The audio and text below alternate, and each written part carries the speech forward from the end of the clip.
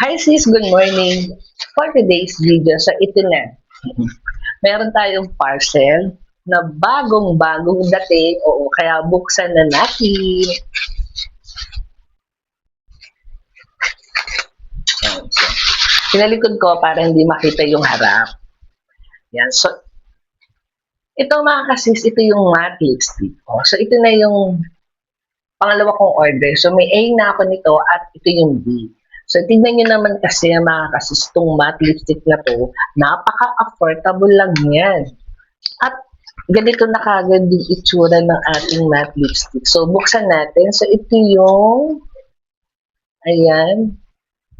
Okay. Ito yung number 4.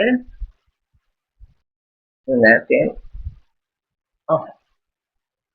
Ay, ang bango amoy berry. So, ito siya. May lipstick na kasi ako mga sis. Then, ito yung number 5.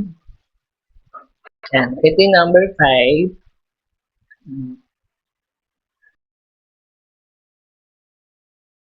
5. Hindi siya ganun katapang. Then, ito yung number 6.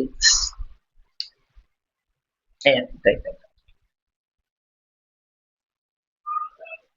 Mga sis, sa mga student na wala pang budget, so kung naghahanap kayo ng matte lipstick, ito yung bagay na bagay sa inyo. Ito yung Miss Lara matte lipstick. So meron tayong variant dyan, is A and B. So ito yung B.